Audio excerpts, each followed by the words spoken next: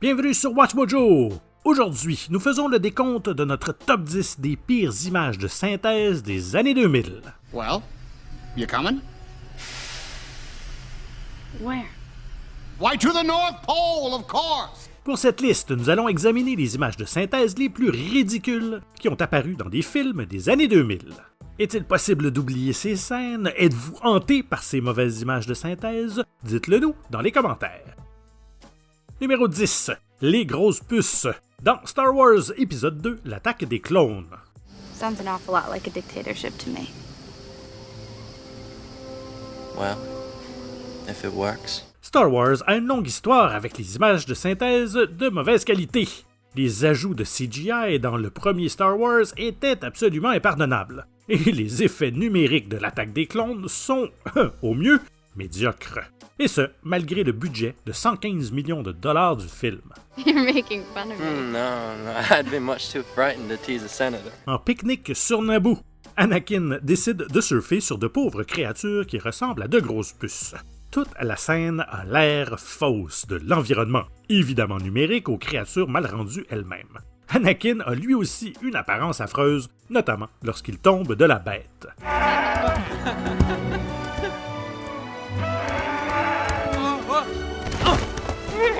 C'est censé être une scène mignonne, charmante et romantique, mais elle est complètement gâchée par le CGI ridicule.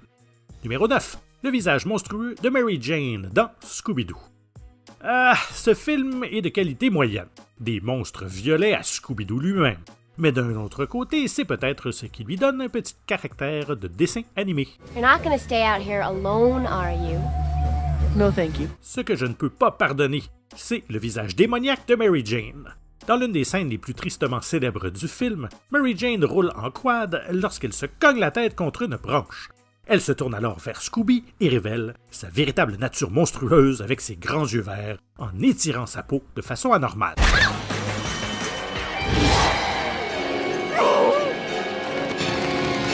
Ça a l'air vraiment bas de gamme. Les enfants de 10 ans n'ont probablement pas remarqué la qualité médiocre, mais elle nuit à ce qui aurait pu être une séquence très effrayante et efficace.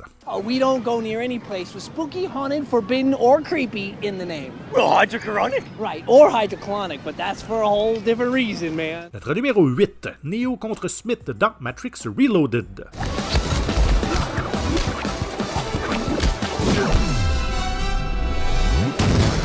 Dans l'ensemble, c'est pas mal comme film. Certaines séquences d'action, comme la poursuite sur l'autoroute, sont spectaculaires. Mais d'autres, comme la confrontation entre Neo et Smith, sont absolument horribles. C'est une idée intéressante, puisque Neo combat des centaines d'agents Smith et accomplit divers exploits surhumains. Mais l'ensemble ressemble à un cutscene d'un jeu sur la PlayStation 2.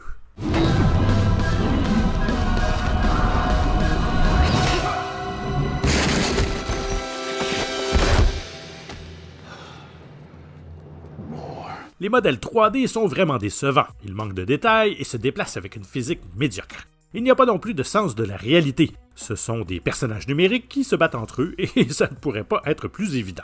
Et non, ce n'est pas parce qu'ils sont dans la matrice. Ça, c'est juste une mauvaise excuse. Concurrently, while your first question may be the most pertinent, you may or may not realize it is also the most irrelevant. Numéro 7. Les créatures dans Un coup de tonnerre.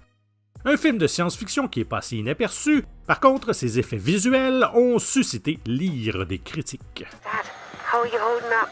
I'm fine. Except for you ask him every 2 minutes how I'm holding up. Le film est basé sur un court récit de Ray Bradbury, qui suit un groupe d'aventuriers voyageant dans le temps pour chasser des dinosaures. Ça, c'est le genre de truc qui fonctionne toujours mieux en littérature, à moins que vous ne vous appeliez Spielberg.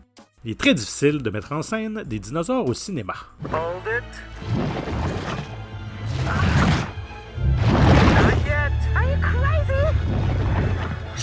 Les créatures de Un coup de tonnerre sont embarrassantes, et elles ne font absolument rien pour nous effrayer ou nous étonner.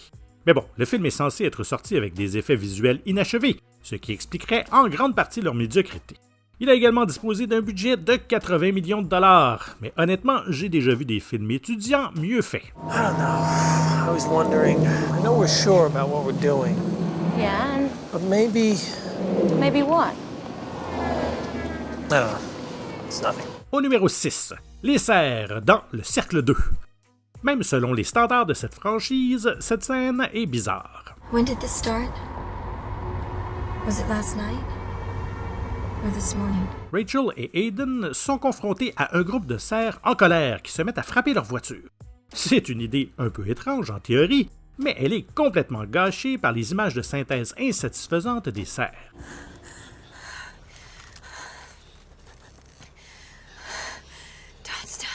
Il y a un manque évident de détails et les animaux ont tous ce lustre numérique caractéristique. L'éclairage est également très mauvais pendant la majeure partie de la scène, ce qui fait que Bambi et son équipe se détachent de manière peu naturelle du paysage. C'est rarement réussi lorsque des humains partagent l'écran avec des animaux de synthèse, et Le Cercle 2 le prouve de manière plutôt hilarante. Numéro 5. Surfer sur la vague géante dans Meurt un autre jour.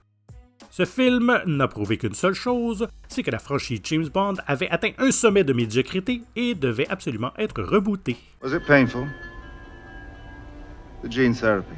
You couldn't possibly imagine. Oh, good. I'm glad to hear that. Des scènes comme celle où Bond fait du surf sur un gigantesque raz-de-marée après qu'un satellite miroir ait fait fondre un glacier entier étaient un peu trop absurdes. Les images de synthèse absolument horribles n'ont certainement pas aidé.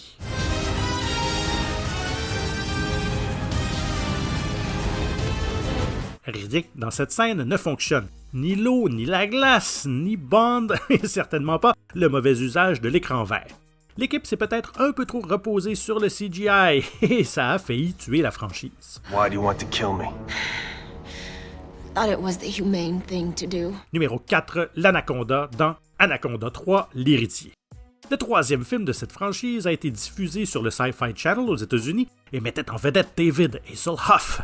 Même avec de faibles attentes, Anaconda 3 n'a même pas tenu ses promesses. Sauron. Paul Sauron. Where are you from, Mr. Sauron? Paraguay. La chaîne était à l'époque connue pour ses petits budgets qui donnaient lieu à des effets visuels de piètre qualité. L'Anaconda de ce film est non seulement épouvantable, mais il est encore pire que l'original, sorti 10 ans plus tôt. What the hell is this? Anaconda skin. Is snakes out there this big? Alors oui, normalement, les effets spéciaux médiocres font partie du charme des films de série B. Mais ici, absolument rien ne fonctionne et l'horrible CGI fait passer le serpent d'effrayant à complètement ridicule.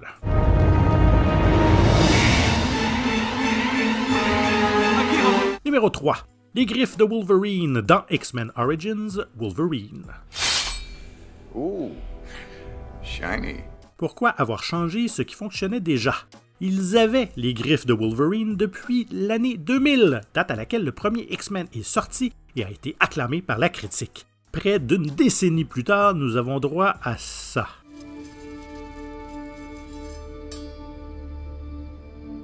Dans la scène la plus tristement célèbre du film, Wolverine examine ses griffes dans la salle de bain.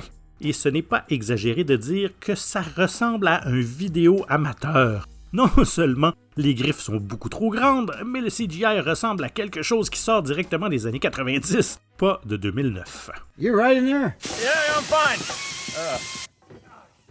Supper's on the table. Yeah, I'll be there in a minute. Le pire, c'est qu'elles ne sortent même pas des mains de Wolverine de façon crédible. Elles ont clairement été copiées et collées sur Hugh Jackman, et c'est franchement raté. En plus, des étincelles! Sérieux? Feels good, doesn't it?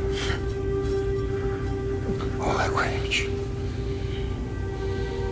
Do it. Numéro 2. Freddy la chenille dans Freddy contre Jason. Freddy Krueger est prêt à tout pour éliminer ses victimes. Welcome to my nightmare. Y compris se transformer en chenille qui fume du narguilé ou quelque chose comme ça. Pour être honnête, je sais pas vraiment c'est quoi cette affaire-là. Mais je sais que c'est absolument horrible dans le mauvais sens du terme. Nice. Freddy infuse beaucoup d'humour dans son horreur et cette chenille aurait pu être très amusante. C'est juste dommage qu'elle ait l'air si minable. La chenille est particulièrement moche lorsqu'elle partage l'écran avec l'acteur Kyle Labine. Il fait ce qu'il peut en jouant à côté de... rien. Et ça ne marche tout simplement pas. Mais bon, pour un slasher de 2003 avec un budget de 30 millions de dollars, on ne peut pas s'attendre à des miracles. C'est le temps pour moi de vous demander de cliquer et cliquer et cliquer. Donc vous cliquez s'abonner, vous cliquez sur la cloche pour être informé de la sortie de nos dernières vidéos, et vous cliquez sur le pouce par en haut si vous avez apprécié cette vidéo. Et notre numéro 1, le roi Scorpion dans Le Retour de la momie. The Scorpion King made a pact with the dark god Anubis, that if Anubis would spare his life and let him conquer his enemies, he would give him his soul. Et le voilà, le roi du mauvais CGI. Cette scène a été copiée et moquée pendant des années, et pour de bonnes raisons. L'entrée du roi Scorpion devait être un moment extraordinaire. Au lieu de ça, c'est devenu une moquerie totale.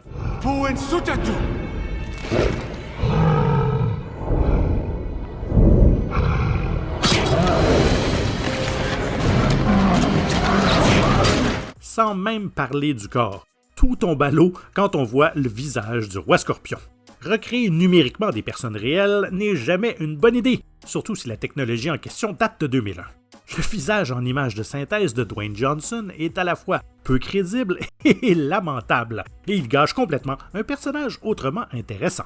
Bien sûr, il est resté assez populaire pour mériter un spin-off, alors peut-être que c'est juste moi. Non. C'est sûr que c'est pas juste moi.